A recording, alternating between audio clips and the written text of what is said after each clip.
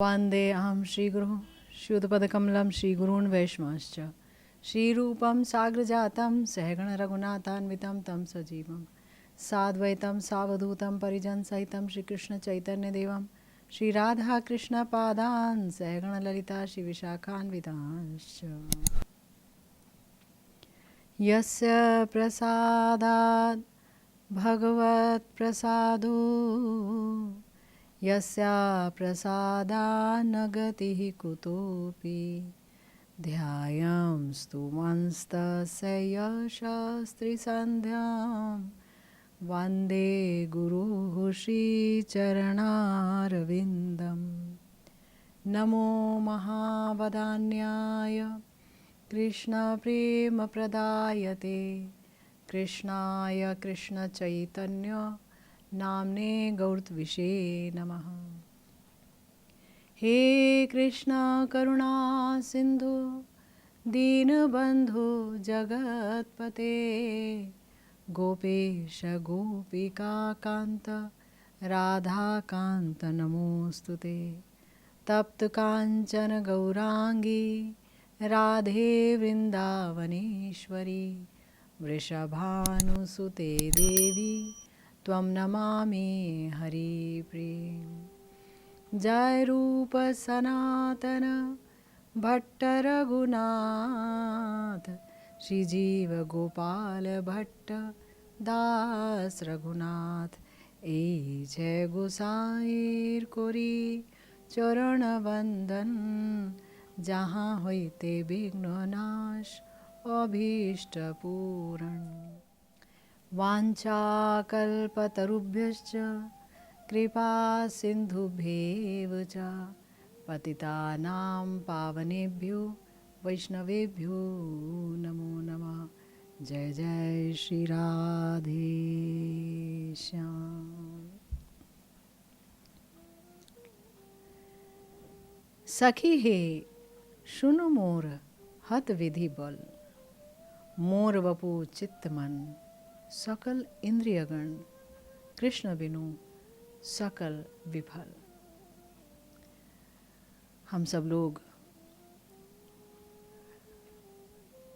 गौड़ीय वैष्णवाचार्य परम पूज्यपाद श्रीला कृष्णदास कविराज गोस्वामी द्वारा रचित श्री चैतन्य चरितामृत के मध्य भाग के द्वितीय परिच्छेद में वर्णित भगवान श्री कृष्ण चैतन्य महाप्रभु के सुगंभीर गंभीरा लीला के सूत्रों पर वर्णन सुन रहे हैं अपने गुरुदेव के द्वारा।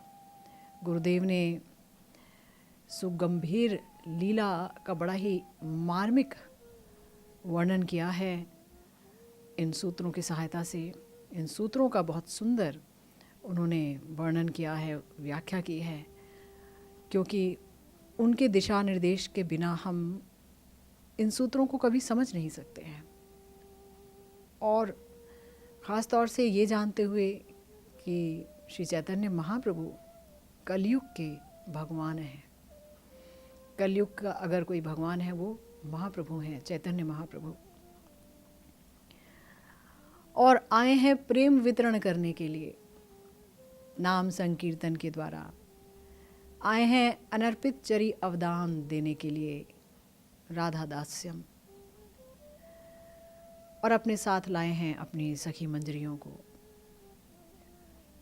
और उन्होंने ही श्री रूप सनातन जी ने, लोकनाथ गोस्वामी जी ने, इन समस्त गोस्वामियों ने ही तो वृंदावन को फिर से, जो कि लुप्त हो गया था, उसको प्रकट किया और अपने आचरण के द्वारा, अपने ग्रंथों के द्वारा राधा दास्यम, जो श्रीमन महाप्रभु का मनोअभीष्ट था कलिहत जीवों के लिए, उसको स्थापित किया। तो ब्रजेंद्र नंदन श्री कृष्ण ही गौरांग महाप्रभु हुए, श्री कृष्ण चैतन्य महाप्रभु हुए, और श्री किशोरी जी की करुणा, उनके महाभाव को लेकर के उन्होंने इतना बड़ा अवदान दिया है समाज को। आए हैं क्यों? उनका कोई अंतरंग कारण था? तो हाँ, उनका अंतरंग कारण था अपने माधुर्य का आस्वादन करना। श्री कृष्ण का जो माधुर्य अमृत है वो ऐसा है जिसका आस्वादन करने के लिए स्वयं श्री कृष्ण का भी प्रचुर लोभ उपजता है। तो ये जो लोभ है, ये विषय जातीय आस्वादन से तो शांत नहीं हो सकता कि मैं कितना मधुर हूँ, ये स्वयं कैसे जानूँ। जो मुझे प्रेम करता है वो ज़्यादा जानता है। मुझे सबसे ज़्यादा प्रेम करती हैं किशोरी जी, तो वही जानती हैं मेरी मधुरिमा, और उनके प्रेम की क्या सीमा है और उनको कौन सा सुख मिलता है मुझे प्रेम करके, ये सब मैं जानना चाहता हूँ। तो ये उन्होंने जाना गंभीरा में। चैतन्य महाप्रभु के जो भाव हैं, श्री राधा, विरहिणी राधा के भाव, श्याम सुंदर का माथुर विरह भोग रहे हैं, विरहिणी राधा के भाव का आस्वादन करके हमारे गौर सुंदर। और आपने सुना कि वो कह रहे हैं कि मेरी समस्त इंद्रियां विफल हैं श्री कृष्ण के रूप रस आदि का आस्वादन किए बगैर। और यहाँ कह रहे हैं इस प्यार में कि सखी है सुनो मोर हत विधि बल। हमने जाना ये हत विधि क्या है। हमने ये जाना कि भगवान की लीला के साथ भाग्य, दुर्भाग्य, सौभाग्य, इसका कोई अर्थ नहीं होता। भगवान की लीला शक्ति, भगवान की इच्छा से ही लीला होती है, और वहाँ पर कोई सुख दुख नहीं होता है। आनंदमयी की लीला भी आनंदमयी है ना। आनंदमय की लीला भी आनंदमयी है। और गौरहरि आए हैं ब्रज प्रेम देने के लिए, गोपी भाव देने के लिए। राधा दास्यम कैसे हासिल होगा? गोपी भाव के द्वारा ही तो हासिल होगा। रूप मंजरी जी के अनुगत्य में ही तो प्राप्ति होगी, गुरु मंजरी जी के अनुगत्य में। तो ये सब देने के लिए आए हैं और आस्वादन भी कर रहे हैं, या कहिए कि आस्वादन इतना अधिक कर रहे हैं कि मन में इच्छा है कि ये कलिहत जीवों को दान कर दूं। तो हमने जाना था कि कृष्ण लीला के साथ दैव का कोई संपर्क नहीं है। भगवान हैं सच्चिदानंद सिंधु, और उनका स्वभाव ही है कि वो आनंद में उच्छलित हो जाते हैं, उछलते हैं। सच्चिदानंद सिंधु की जो अनंत तरंग राशि है, जो कि आनंदमयी है, वही उनकी लीला है ना। शुभ अशुभ ये सब जीवों के साथ होता है। और हमने ये भी जाना कि अगर कोई भगवान का भजन करता है तो उसके अप्रारब्ध तो समाप्त हो ही जाते हैं, लेकिन प्रारब्ध जो किसी भी रूप में किसी के भी समाप्त नहीं हो सकते। योगियों के, ज्ञानियों के, सबको भोगना पड़ता है। मगर एक भक्त अगर भजन करता है, अभी उसने साधना करना प्रारंभ ही किया है, कि उसका प्रारब्ध नष्ट हो जाता है। और उसके अप्रारब्ध तो नष्ट होते ही हैं, साथ में अविद्या भी नष्ट हो जाती है। ये हमने सुना पिछली बार। और हमने ये भी जाना कि भगवान जिस विरह का आस्वादन कर रहे हैं, या भक्त भगवान के जिस विरह का आस्वादन करते हैं, वो जो विरह है वो प्रेम का ही एक भाग है। प्रेम के दो भाग होते हैं ब्रज प्रेम के, एक है मिलनमय, दूसरा है विरहमय। और ये जो विरहमय प्रेम है, ये मिलनमय प्रेम को बहुत ही पुष्ट कर देता है, बहुत। अगर विरह नहीं होगा तो मिलन पुष्ट नहीं होगा, मिलन का आस्वादन नहीं है। एक ही रस में मिलन हुए जा रहा है, रोज मिल ही रहे हैं, मिले ही हुए हैं हमेशा। तो मिलने, फिर से मिलने का जो अनुभव है, या बिछोह के बाद मिलने का जो अनुभव है, या बहुत लंबे प्रवास के बाद जो मिलने में आनंद है, उस आनंद का तो भोग ही नहीं कर पाते हैं श्री कृष्ण। इसीलिए उन्होंने अपनी ही आह्लादनी शक्ति को, अपने ही परिकरों को परकीय भाव की लीला का एक सुंदर धरातल दिया, जहाँ जाकर के श्याम नागर ने प्रिया जी के साथ इस प्रेम रस की वैचित्र्य का आस्वादन किया है समस्त गोपियों के साथ, बहुजन वल्लभ के रूप में, गोपीजन वल्लभ के रूप में। वो राधा वल्लभ तो हैं ही, लेकिन वो गोपीजन वल्लभ भी हैं, बहुजन वल्लभ भी हैं। और ये कोई दोष इसलिए नहीं है क्योंकि समस्त गोपियाँ वो किशोरी जी की काय विहु स्वरूपा हैं, श्याम सुंदर को रस वैचित्री आस्वादन कराने के लिए।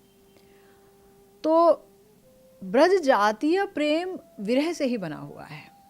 हमने ये जिक्र किया पिछली बार कि भाई जो ब्रज जातीय प्रेम है ये तो बना ही विरह से है। मिलन फिर विरह, मिलन मिलन फिर विरह, यहाँ तक कि मिलन के अंदर भी किशोरी जी विरह को महसूस करती हैं। पर क्या भाव है ना भाई, सास देख लेंगी, ननद देख लेगी, पति को पता चल जाएगा, अड़ोसी पड़ोसी देख लेंगे, कोई क्या कहेगा। दो कुल की मर्यादा को बचाकर चलना है।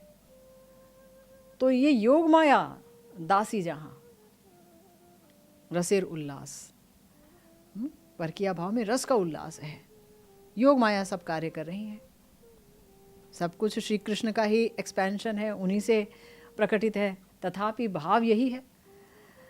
तो प्रेम के जो दो कलेवर हैं, एक है मिलन, दूसरा है विरह, और दोनों ही आनंदमय हैं। ये विशिष्ट बात है। तो गुरुदेव कह रहे हैं कि ब्रज में जो विरह है वही ब्रज भजन का मूल तत्व है। ब्रज भजन मतलब विरह का भजन। अगर विरह का भजन नहीं हो रहा है तो वो ब्रज भजन नहीं कहलाएगा। क्योंकि हम देखते हैं भगवान के तो कई स्वरूप हैं। अयोध्या में ठाकुर जी सीताराम हैं, द्वारिका में रुक्मिणी जी हैं, सत्यभामा हैं। तो सबके साथ ब्याह हुआ है, ठीक है। तो ब्याह की लीला माने स्वकीय भाव की लीला। तो यहाँ विरह नहीं है। विरह और विरह की प्रचुरता और विप्रलम्भ रस जिसे कहते हैं, विरह को ही विप्रलम्भ रस कहते हैं, जिसका स्वयं भगवान श्री कृष्ण प्रिया जी के भाव को उधार लेकर के आस्वादन कर रहे हैं नीलाचल में, जगन्नाथपुरी में। वृंदावन में क्यों नहीं आस्वादन कर रहे हैं? क्योंकि यहाँ तो मिलनात्मक बात हो जाएगी, है ना। वहाँ तो देख रहे हैं कि भाई ये तो जहाँ मैं हूँ द्वारिका है, श्याम सुंदर यहाँ पर हैं भी, और श्याम सुंदर कभी कुरुक्षेत्र के श्याम सुंदर भी लगते हैं। कुरुक्षेत्र में जहाँ दर्शन किया भगवान श्री कृष्ण का जाकर के किशोरी जी ने भागवतम के अनुसार। तो ये सब चीज़ें, ये आस्वादन जो विरह को बढ़ाएगा और विरह में आनंद को बढ़ाएगा, ये तो नहीं मिलेगा। तो इसलिए वहाँ लीला हुई गंभीरा में। और गुरुदेव कहते हैं कि ये जो विरह है ये ब्रज प्रेमियों के प्रेम को और भी महत्वपूर्ण कर देता है। तो साक्षात भाव से ये विरह, अब बताइए क्या उनके दुर्दैव का फल है, दुर्भाग्य का फल है? नहीं, विरह में प्रेम का आलोड़न है। तो गुरुदेव कहते हैं, देखिए श्रीमद् भागवतम समस्त वेदों का भाष्य है। हमारे महाप्रभु कहते हैं, चैतन्य महाप्रभु। और श्रीमद् भागवतम प्रेम ग्रंथ है। और उनके अनुसार भगवान श्री गोविंद ने स्वयं भेजा था उद्धव जी को ब्रज में, मथुरा से। मथुरा में थे और उद्धव जी को कहा कि तुम जाओ, जो लोग रो रहे हैं उनको सांत्वना दो, मेरे वियोग में बहुत क्रंदन मचा हुआ है, ब्रज में जाकर सांत्वना दो सबको। उद्धव जी तो साक्षात ज्ञान की मूर्ति हैं,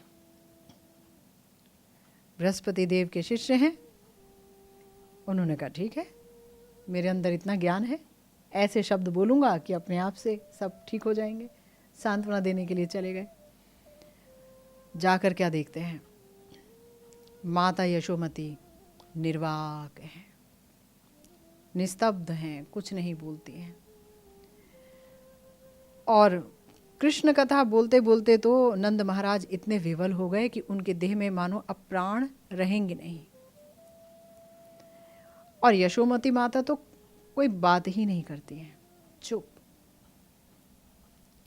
जिस दिन से नंद महाराज श्री कृष्ण को मथुरा में रखकर वापस आए हैं, उस दिन से माता ने प्रतिज्ञा कर ली है कि श्री कृष्ण को देखे बगैर ना वो आंखें खोलेंगी ना वो बात करेंगे।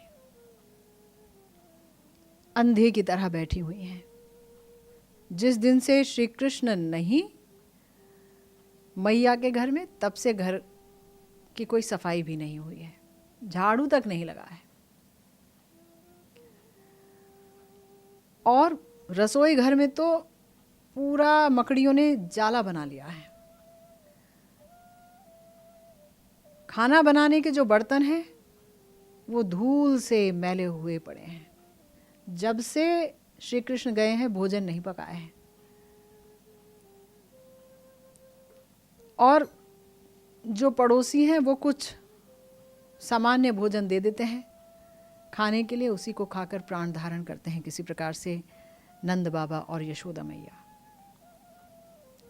साक्षात देखा उद्धव महाशय ने और सोचने लगे कि ओहो, इनकी ये दशा इसलिए है क्योंकि ये परमात्मा को, साक्षात भगवान को अपना पुत्र मानकर बैठे हैं। तो इनको भगवान का कुछ ऐश्वर्य बताएं तो इनका जो पुत्र ज्ञान रूपी मोह है वो दूर हो जाएगा, कुछ ढीला हो जाएगा। सारी रात बैठकर श्री कृष्ण के ऐश्वर्य की कथा सुनाते रहे उद्धव जी। किंतु नंद महाराज और यशोदा माँ का कोई भावांतर देखने में नहीं आया। महाराज ने सब सुना, बाद में बोला, हे उद्धव सुनो, ये सब मैं पहले ही जानता हूं जो तुमने मुझे बताया, क्योंकि गर्गाचार्य जी ने हमें ये सब बता रखा है अनेक दिन आगे। जिस दिन नामकरण किया था गर्ग मुनि जी ने, उसी दिन उन्होंने ये सब बता दिया था जो तुम आज हमें बता रहे हो कि कृष्ण भगवान हैं, ये हैं, वो हैं।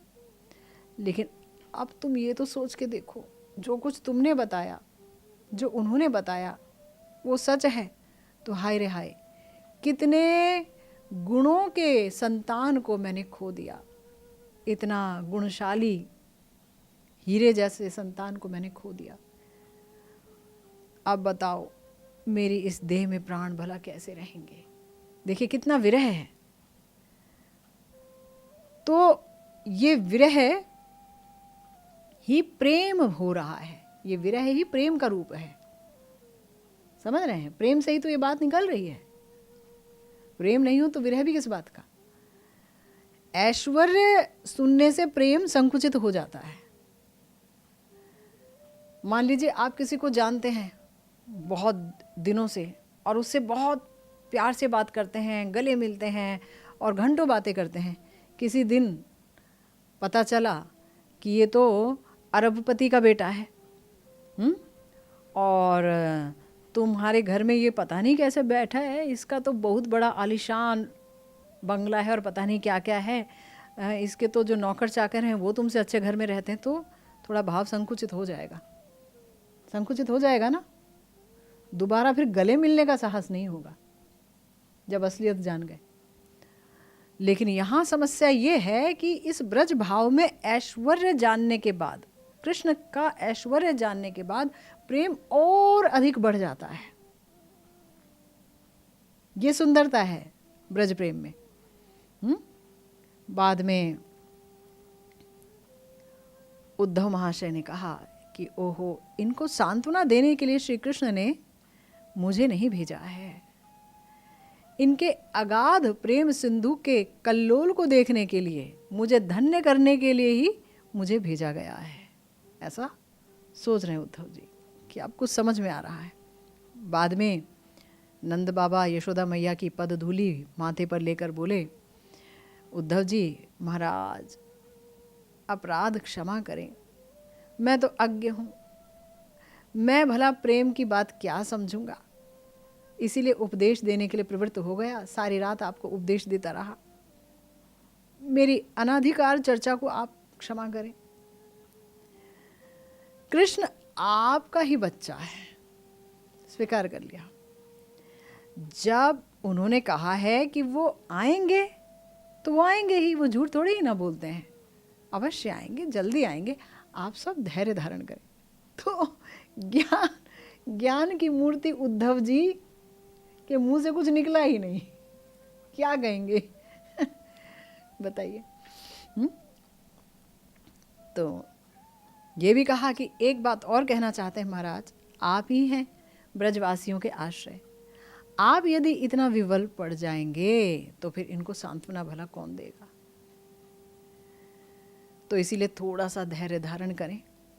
इस प्रकार लौकिक भाव से सांत्वना की बात कहकर उद्धव जी अपना प्रातःकालीन कार्य करने के लिए, स्नान आदि करने के लिए निकल गए उनके घर से। अब पहुंच गए ब्रज देवियों के पास, गोपियों के पास। उनके विरह को तो स्वीकार ही नहीं कर पाए उद्धव जी, बहुत विरही वो। कहने लगे कि जैसा प्रेम आपका है उसमें विरह हो नहीं सकता, क्योंकि श्री कृष्ण भक्त के वश में है और इतना प्रेम कृष्ण आपसे दूर नहीं जा सकते। तो जब ब्रजवासी गण कृष्ण को मथुरा में रखकर वापस आए तो किशोरी जी ने निर्जन में श्री कृष्ण के सखा सुबल जी से प्रश्न पूछा था कि वहाँ पर श्री कृष्ण की सेवा के लिए कोई है कि नहीं है, ये बताओ।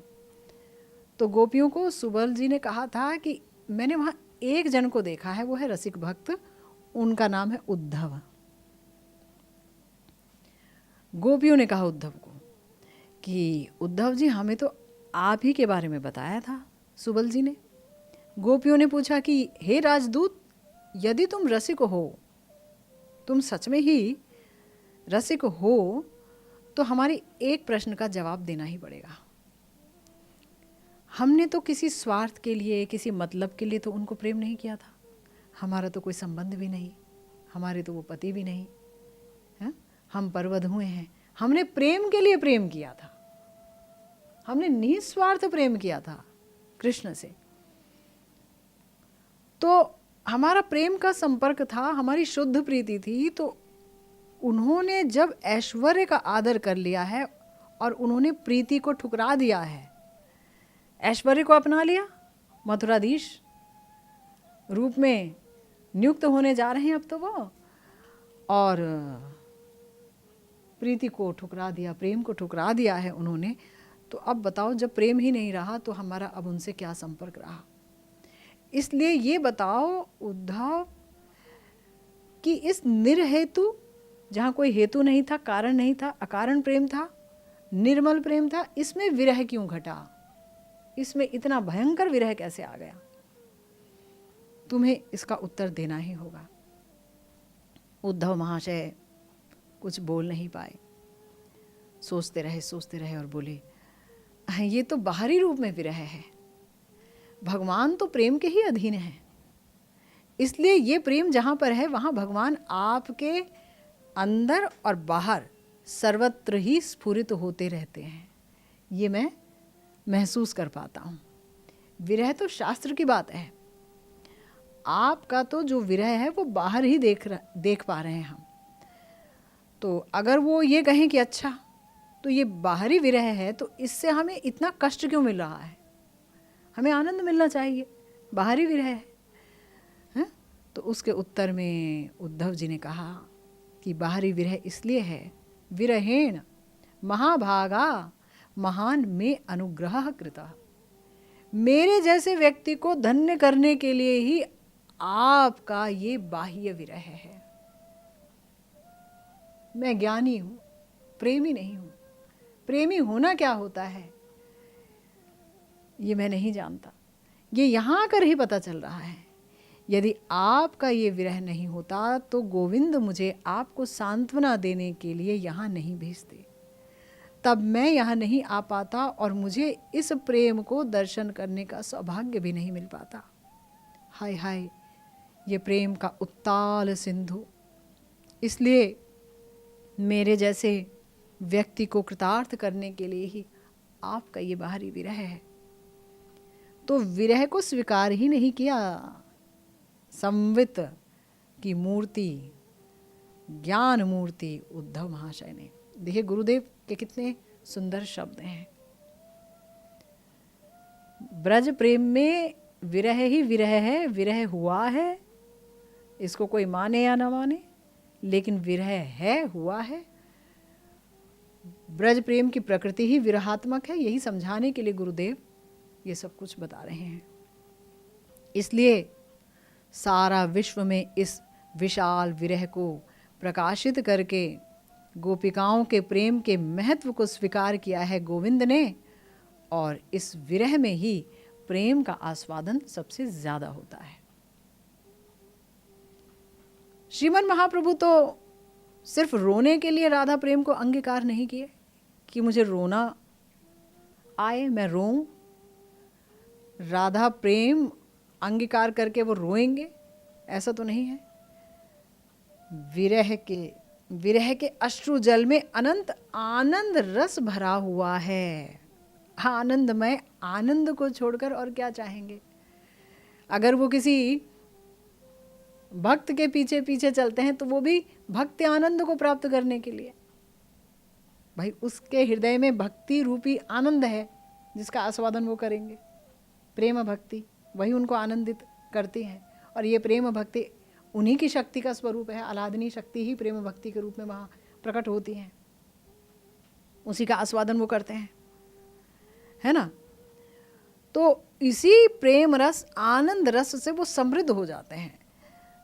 इसी के लिए कहा है हमारे प्यारे कविराज गोस्वामी जी ने कि एई प्रेमा जार मने तार विक्रम से ही जाने, विषामृतेर एकत्र मिलन। कि ये प्रेम ब्रज जातीय प्रेम, और ख़ास तौर से गोपी भाव का प्रेम जिसके हृदय में है, वही इस प्रेम का विक्रम जान सकता है। सबके बस की ये बात नहीं है ना, सब नहीं जान पाएंगे। गुरुदेव कहते हैं कि ये बात व्याख्या करके नहीं समझाई जा सकती, ये तो अनुभव वैद्य है, अनुभव से ही पता चलेगा।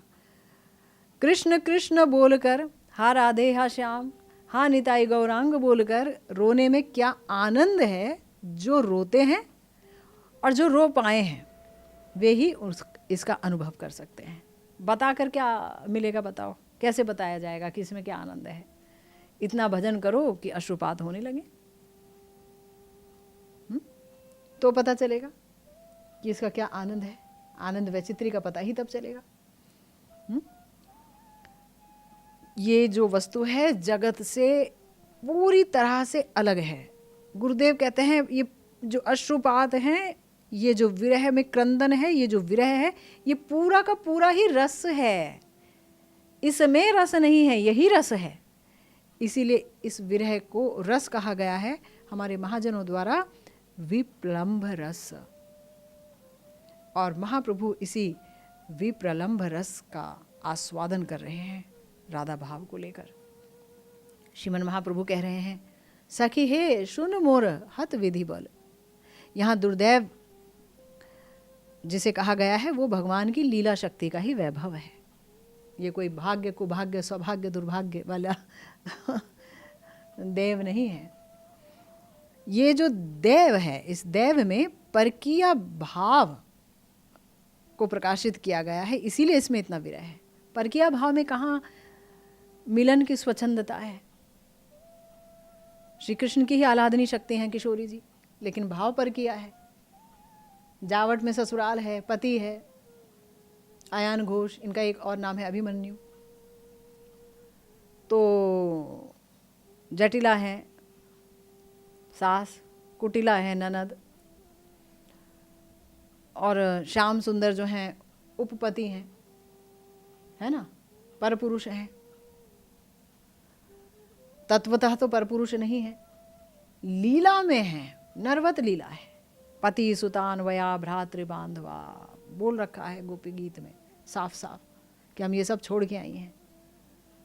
ऐसा नहीं है कि कुछ नई बात महाप्रभु ने दे दी है और नई उपासना दे दी है। ये तो श्रीमद् भागवतम में है, पहले ही से आचार्यों ने पहले ही कह दिया है, श्रुतियों में है, स्मृतियों में है। श्रुतियाँ इसीलिए तो तपस्या करके गोपिकाओं के रूप में महाराज में आई हैं। जब उन्होंने देखा कि ठाकुर जी इस प्रकार से सुंदर लीला करते हैं परकीय भाव में, तो उन्होंने कहा उस लीला रस का आस्वादन हमें भी करना है।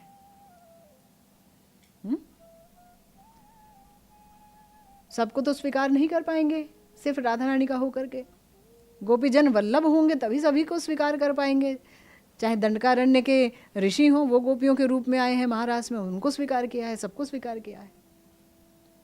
तो इसी तरह से किशोरी जी और श्याम सुंदर का ये परकिया भाव में जो मिलन है, इसकी विशेषता है कभू मिले कभू ना मिले देवेर घटन, है ना। यही सब रस निर्यास करे वो आस्वाद। कभी मिले कभी नहीं मिले, ये तो विधाता की मर्जी। अब यहाँ भगवान ही सब कुछ है, विधाता कहाँ से आ गया, है ना। लेकिन नर लीला में अभिमान नर का ही है, नरवत लीला है। नर लीला तो हो नहीं सकती, नरवत लीला है, पर अभिमान भी मगर नर का है। प्रिया जी में अभिमान नारी का है कि मैं नारी हूं, है महाभाव स्वरूपणी, हड्डी मांस कुछ नहीं है, लेकिन तो भी मैं तो नारी हूं और परवधू हूं, कुलवधू हूं। ये जो भाव है, ये विरह रस के आस्वादन में, विरह रस का आस्वादन, प्रेम रस का आस्वादन में बहुत ही उत्कर्ष लाता है। बहुत बाधाएं होती हैं मिलन में, कैसे मिलेंगे, फिर प्रेम को व्यक्त नहीं कर सकते, प्रच्छन्न कामता है, कह ही नहीं सकते हे कृष्ण हम तुमसे प्रेम करते हैं, कैसे कह सकते हैं, ये कहना बहुत मुश्किल है। और फिर दुर्लभता है, दुर्लभता तो है ही, जाने मिले ना मिले, कब मिले कुछ कहा नहीं जा सकता। 3 प्रकार की चीज़ है, और भी बहुत कुछ है। फिर तो इसी से ही तो रास है, रासलीला का सौष्ठव यहीं से ही है, रास ईश्वरी किशोरी जी से परकिया भाव में। और इसी से ही विभिन्न प्रकार के अभिसार हैं, शुक्ल पक्ष के अभिसार हैं, कृष्ण पक्ष के अभिसार हैं, दिन का अभिसार है, रात्रि गहन रात्रि का अभिसार है, बरसात के समय का अभिसार है, वसंत लीला का अभिसार है। और इसी में मंजरियों का रोल है, पूरा का पूरा भूमिका है मिलाने में और मिलाने के बाद की सेवा में, और दूती के रूप में श्याम सुंदर तक संदेश पहुंचाना है, मिलने की व्यवस्था करनी है। इसी में तो हमारी सेवाएं हैं, इतनी सुंदर रस से भरी सेवाएं हैं, सरस उपासना है। साधने भावी बे जहाँ सिद्ध देह पाइबे तहा, वही तो पाओगे जो तुम चिंतन करोगे। ये थोड़ी ना चिंतन तो कर रहे हैं साधन में कि हम किशोरी जी को श्याम सुंदर से परकिया भाव में मिला रहे हैं और फिर सोच रहे हैं कि अब हम जो है देह छोड़ेंगे तो सीधा गोलोक में जाएंगे। गोलोक में जाने की क्या आवश्यकता है। हमारे गुरु वर्ग कह गए हैं साधने भावी बेजहा सिद्ध देह पाई बेताहा, वही मिलेगा जो चिंतन किया, है ना। तो इसलिए यहीं पर नित्य वृंदावन धाम में, भौम वृंदावन में ही मंजरियां, राधा दासियां गोपी गर्भ से जन्म लेती हैं, यहीं पर लीला में प्रवेश करती हैं, यहीं पर उनको महाभाव की प्राप्ति होती है, यहीं पर रास में सेवा की प्राप्ति होती है ना। और यहीं पर हमारे आचार्य कहते हैं भौम वृंदावन में ही सबसे ज़्यादा रस भी है, क्योंकि यहीं पूर्व राग की लीला है, यहीं महारास की लीला है, यहीं मिलने की लीला है, यहीं बिछुड़ने की लीला है, यहाँ पुनर्मिलन की लीला है। और गोलोक में तो एक ही लीला चल रही है नित्य मिलन की। वहाँ प्यास नहीं बुझी तब तो सोचा कि परकिया भाव देकर के रस वैचित्री का आस्वादन करूं। आवश्यकता क्या थी, अच्छे से तुम मिले हुए हो, लेकिन वहां भी मिलन संपूर्ण नहीं था और यहां भी मिलन संपूर्ण नहीं है। इसीलिए क्यों, क्योंकि दोनों की सत्ता तो रह जाती है। प्रिया प्रिया प्रियतम जितना ही क्यों ना निबिड़ रूप से मिले, एक प्रिया है तो दूसरा प्रियतम रह ही जाता है। जब दोनों ऐसे निबिड़ रूप से मिले कि एक दूसरे में ही चले गए, समा गए, तो वो गौरांग महाप्रभु हो गए। कृष्ण अंदर ही है, लेकिन प्रिया जी कह रही हैं हे कृष्ण तुम कहाँ हो। प्रेम वैचित्य, यही तो प्रेम वैचित्य है, हमारे आचार्यों ने बताया। कृष्ण के गोद में बैठकर राधा रानी हा कृष्ण करके रो रही है। प्रेम वैचित्य की मूर्तिमान स्वरूप हैं हमारे प्यारे श्री चैतन्य महाप्रभु। इसीलिए गुरुदेव कह रहे हैं कि गौरांग महाप्रभु श्री कृष्ण चैतन्य महाप्रभु मोर वपु चित्त मन सकल इंद्रियगण कृष्ण बिनु सकल विभर। कृष्ण के बिना मेरा वपु, चित्त, मन, इंद्रिय सब निष्फल हैं, सारी इंद्रियां व्यर्थ हैं। तो यहाँ पर हमने पहले चर्चा की चक्षु के बारे में, आंखें कैसे विफल हैं, और अब गुरुदेव बता रहे हैं कि यहाँ मन, चित्त, देह और इंद्रियों की बात कही गई। बाहरी जो इंद्रियां होती हैं वो 5 और 5 10 प्रकार की होती हैं। चक्षु, आंखें, कान, नाक, जिह्वा और जीभ और त्वचा, यह है ज्ञान इंद्रिया। और वाणी, पाणी, पाद, उपस्थ, पायु जो है ये है 5 कर्म इंद्रियां। ठीक है। अब ये है 10 की 10 इंद्रियां, बाहर की इंद्रियां, और 4 है अंदर की इंद्रियां। चित्त, मन, बुद्धि और अहंकार, ये अंदर की इंद्रियां हैं। गुरुदेव कह रहे हैं इसमें जो मन का काम है वो संशयात्मिका है, हैं? बुद्धि का काम है निश्चयात्मिका वृत्ति, और चित्त जो है अनुसंधान करता है, और जो अहंकार है उसमें अभिमान रहता है ना। जो बाहर की इंद्रियां हैं, आंखें, नाक, कान, ये सब, ये तब तक अपना काम नहीं कर सकते हैं ठीक से जब तक मन इनमें अटैच ना हो। किसी ने आपको फूल सुंघा दिया मगर मन वहाँ था नहीं, कहीं और था, और फिर किसी ने पूछा कैसा लगा, तो मन तो वहाँ था नहीं, मन कहीं और था, तो आप कहेंगे क्या कैसा लगा? अरे मैंने तो अभी खुशबू तुमको सुंघाई थी। तो बोला नहीं मैंने तो सूंघी नहीं। या किसी ने कुछ कहा आपके कान में लेकिन मन कहीं और था, फिर से बोल क्या कहा, मैंने सुना नहीं। अरे कान है तो सुना कैसे नहीं? मन वहाँ नहीं था, मन वहाँ नहीं था। मन जिस इंद्रिय के साथ जुड़ा है वही इंद्रिय कार्य कर पाएगी ठीक से। देखा मगर मन नहीं था तो देख के भी नहीं देखा। ठीक है ना। तो इसीलिए गुरुदेव कह रहे हैं कि ये जो मन है ना, इसके अधीन है सारी की सारी इंद्रियां, और मन है मगर अंधा, इसकी तो आंखें नहीं है। आंखें नहीं है तो भी ये राजा है, और ये इंद्रियां हमारी प्रजा हैं। आज मेरा मन कर रहा वहाँ घूम के आऊँ, चलो जी, पैर भी जाएंगे उसके साथ साथ हाथ भी जाएगा, है ना, आँख वाँख सब जाएगी, सब जाएगा कि नहीं जाएगा। आज मेरा मन कर रहा है वो खाऊं, स्वाद ले लेके खाएंगे। मन, गुरुदेव कह रहे हैं कि मन के अधीन होकर ही आस्वादन करती हैं ये इंद्रियां इस जगत के शब्द, स्पर्श, रूप, रस, गंध का। लेकिन चित्त ही मुख्य है। चित्त अनुसंधान करता है सुख का, उसकी जो वृत्ति है वो अनुसंधानात्मिका अंतःकरण वृत्ति कहलाती है। वो खोजता है कि सुख कहाँ है ना। आनंद ही चाहता है, अनुसंधान करता है आनंद का।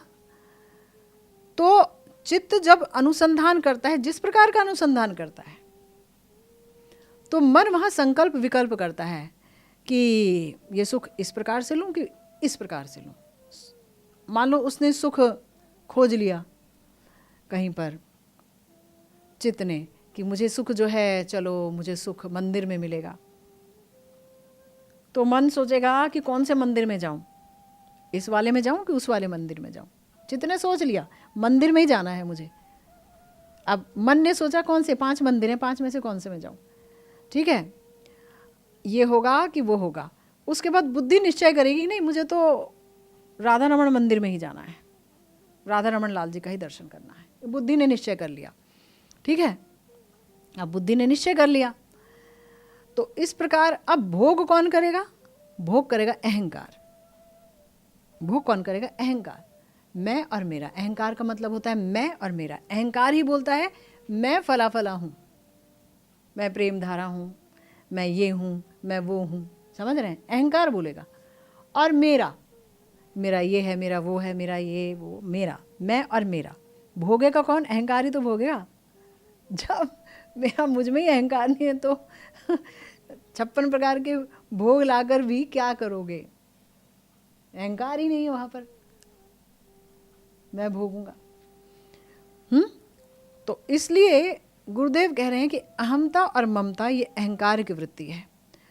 तो इस जड़ीय जगत के जड़ीय सुख को इंद्रियों द्वारा जगत के लोग भोग कर रहे हैं। किस तरह? चित्त कामना करता है, मन संकल्प विकल्प करता है, बुद्धि निश्चय करती है, और अहंकार वो कहता है ये मैं और मेरा हूँ, और इस तरह से मैं और मेरा लेकर के आत्मा अपने स्वरूप को भूल जाती है कि मैं कृष्ण का नित्य दास हूँ।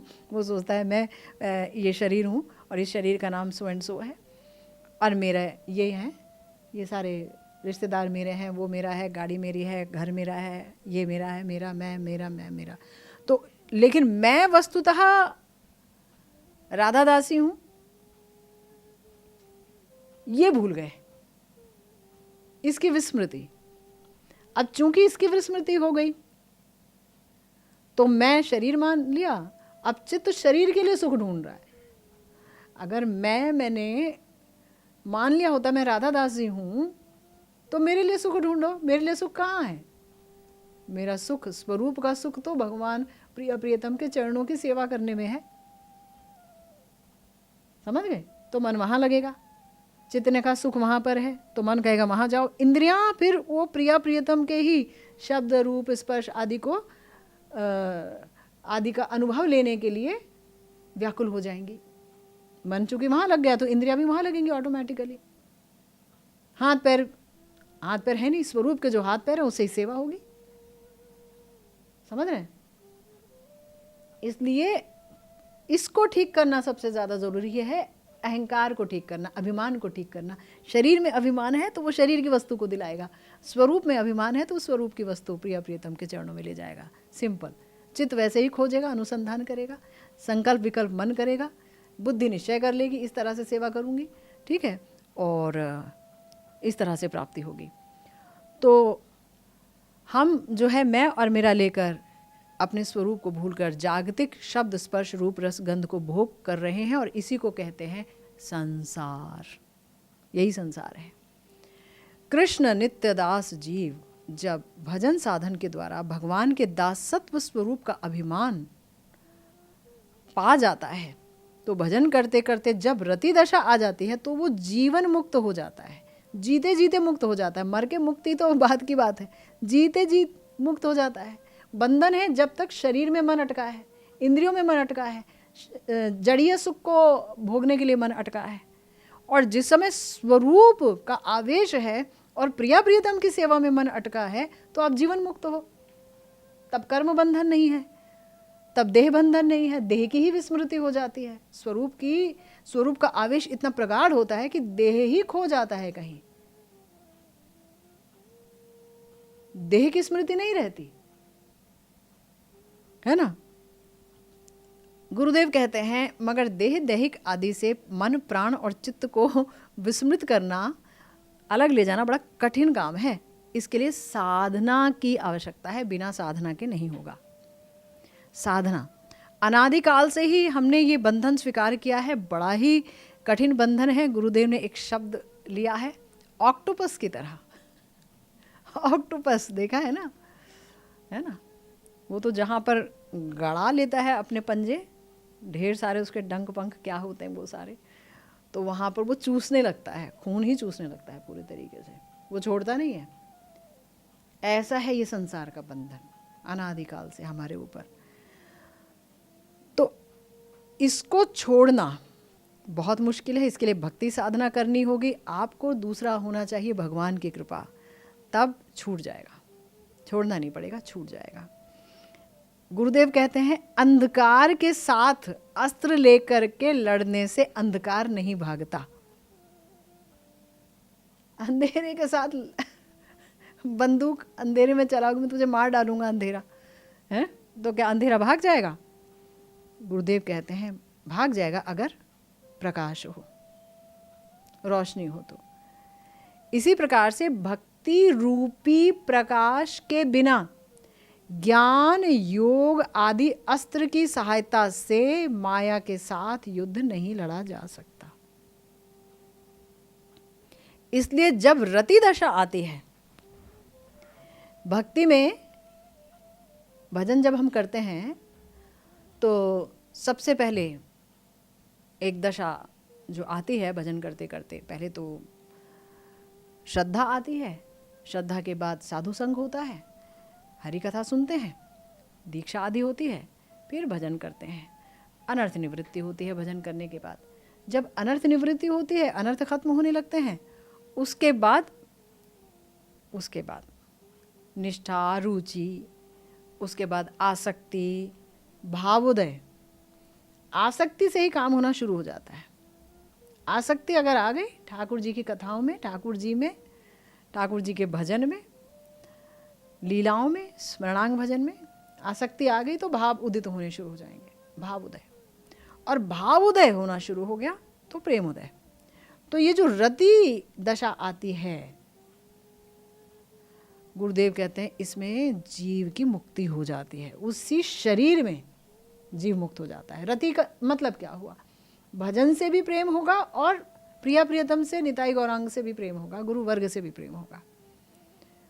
और प्रेम वो है, प्रेम का जो प्रेम की परिभाषा है वो ये कि वो किसी भी स्थिति में कम नहीं हो सकता, उसे ही प्रेम कहते हैं। अगर कम और ज़्यादा हो जाता है अर्थात प्रेम नहीं है, अभी हम उस मार्ग पर चल रहे हैं, कभी हो जाएगा।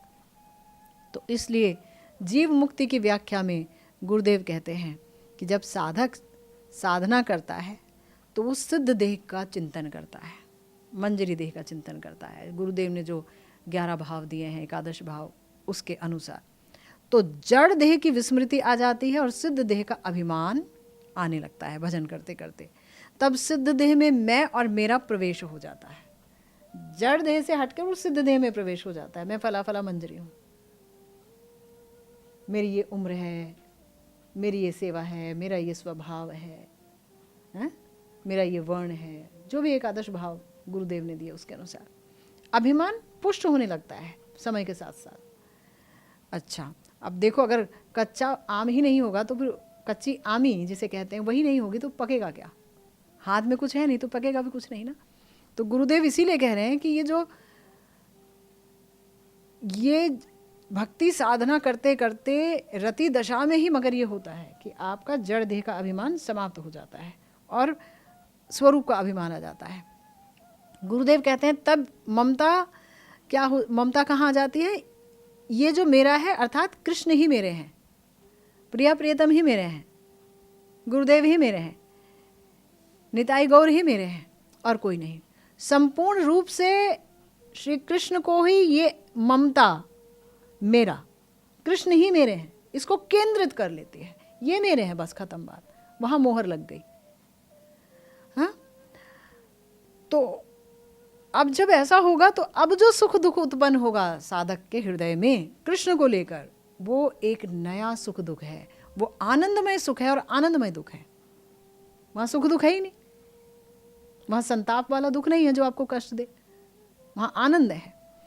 तो कृष्ण मिलन जनित आनंद और कृष्ण विरह जनित दुख, तब इस अहंकार के द्वारा मैं कृष्णदास हूं, ये अभिमान पुष्ट होता है। गुरुदेव कहते हैं हम गौड़ीय वैष्णवों की उपासना तो बहुत ही विलक्षण है, क्योंकि हमारे यहाँ जो साधक हैं, अनेक जगह ये होता है कि सिद्धि में किसी के अंदर अभिमान आता है, यहाँ साधक के अंदर साधन दशा में ही उसको ये अवसर प्राप्त हो जाता है कि ये तुम्हारा स्वरूप है, तुम फला फला हो, फला फला मंजरी हो। गुरुदेव कहते हैं इस प्रकार की सुनिर्दिष्ट परिकल्पना किसी संप्रदाय या किसी भी अवस्था में नहीं है कि जहाँ पर 11 भाव दिए जाते हों एक साधक को। तुम्हारा नाम, तुम्हारा वेश, तुम्हारा वर्ण, तुम्हारा वयस, तुम्हारी सेवा, तुम्हारा भाव और ऐसे कितने ही हैं, तुम्हारा अलंकार, ये जो इतने सुंदर सुंदर जो भाव दिए जाते हैं शुरुआत में ही दे देते हैं गुरुदेव। और फिर गुरुदेव कहते हैं यही है महाप्रभु का महादान और यही है गौड़ीय संप्रदाय का विलक्षणत्व। अगर कहीं ये नहीं है तो इसका मतलब गुरुदेव कहते हैं इसका अर्थ यह है कि साधन और साध्य को ठीक से जाना नहीं गया। महाप्रभु क्या देने के लिए आए थे? हरे कृष्ण महामंत्र के द्वारा युगल प्रेम की प्राप्ति होती है। युगल प्रेम से हमारे अंदर जो रति आती है वो हमें हमारे स्वरूप में और भी पक्का करती है। हमारा स्वरूप, उसकी स्फूर्ति होने लगती है, प्रिया प्रियतम की स्फूर्ति होने लगती है, सेवा की स्फूर्ति होने लगती है, सुंदर जीवन हो जाता है। साधन दशा में गुरुदेव कहते हैं इस स्वरूप का परिचय साधक को पहले ही मिल जाता है। हाँ, लेकिन जब ये मिल जाता है तो भजन के द्वारा इसमें अपने अभिमान को लाना होगा। इसी के लिए साधना की दरकार है। ये नहीं कि मिल गया और रख दिया और सोचना भूल गए, स्मरणांग भजन नहीं किया, अपने आप को उस रूप में भजन में नहीं लगाया, तो पुष्ट क्या होगा? कच्चा आम है वही ना पकेगा। हरि नाम कर रहे हैं, सब कुछ कर रहे हैं, स्वरूप का कोई ध्यान नहीं है, स्वरूपाविष्ट होकर भजन नहीं कर रहे हैं, हरि नाम नहीं कर रहे हैं, स्वरूपाविष्ट होकर के कीर्तन नहीं कर रहे हैं, ठाकुर जी की सेवा नहीं कर रहे हैं, प्रिया प्रियतम की, स्वरूपाविष्ट होकर के रस कथा नहीं सुन रहे हैं, तो फिर इससे तो जड़ अभिमान ही पुष्ट होगा, वैधि भक्ति हो जाएगी, रागानुगा तो होगा नहीं। गुरुदेव कह रहे हैं कि वास्तव में जो रूप है हमारा चिन्मय लोक में, हम सब प्रत्येक साधक का एक रूप है, वो स्वरूप अंतर्यामित्व प्रभाव से समष्टि गुरु से यानी ठाकुर जी से स्फुरित होता है व्यष्टि गुरु के अंदर, जो गुरुदेव हैं उनके अंदर, और उसी की प्राप्ति एक साधक करता है। यहाँ कोई कल्पना नहीं है। जैसे कि मंत्र संप्रदाय से प्राप्त होते हैं, मैंने अपने गुरुदेव से प्राप्त किए, उन्होंने अपने गुरुदेव से प्राप्त किए, मुझसे जो है जो भी आगे परंपरा चलती रहेगी वो अपने गुरु द्वारा दिया गया मंत्र ही तो देंगे। इसी प्रकार से यहाँ कोई कल्पना नहीं है, ये प्रकृत पक्ष में वास्तव है, सत्य है। प्रीति संदर्भ के प्रारंभ में श्रील जीव गोस्वामी पाद परिष्कार लिख गए हैं कि श्रीमद् भागवत के श्लोक का दृष्टांत देकर कि सर्व वैकुंठ मूर्तया, कि वैकुंठ में ये मूर्तियां हैं।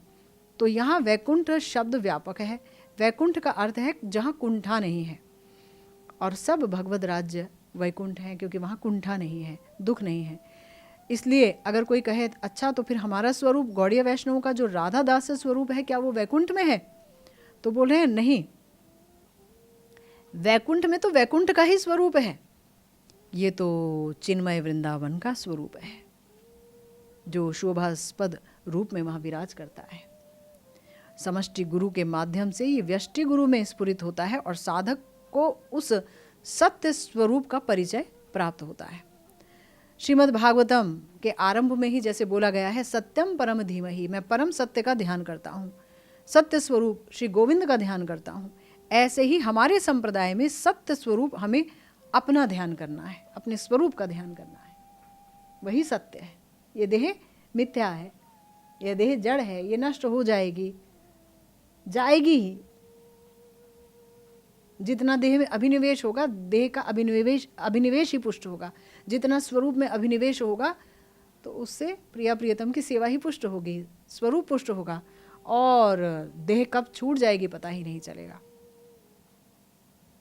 साधने भावी बेजहा, नरोत्तम दास ठाकुर महाशय कह रहे हैं, सिद्ध देह पाई बेदा। तो गुरुदेव कह रहे हैं अगर कोई सोचे कि हम विश्वास नहीं कर सकते, हो सकता है ये कल्पना हो, गुरुदेव ने कल्पना करके दे दिया, गुरुदेव कह रहे हैं इसका मतलब फिर भक्ति मार्ग को ही आपने नहीं माना, तब भक्ति की शक्ति भला कहाँ रही?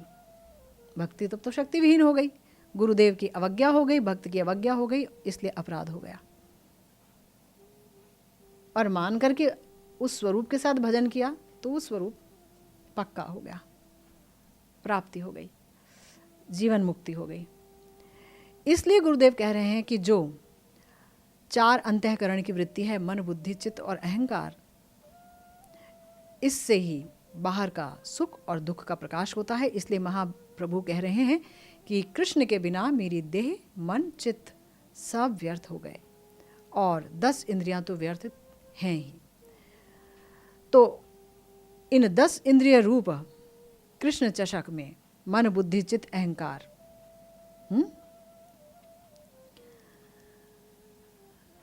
यानी कि 10 इंद्रिय रूप चषक में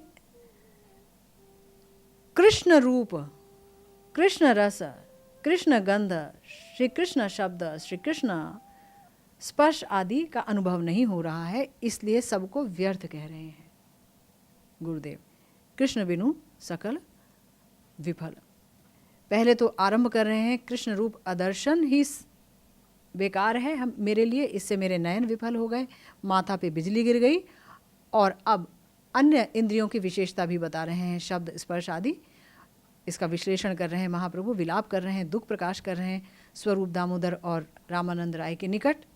महाप्रभु की कृपा होगी, गुरुदेव की कृपा होगी तो हम आगामी काल इसका आस्वादन करेंगे। इसी के साथ आज की भागवती कथा यहीं विश्राम लेती है।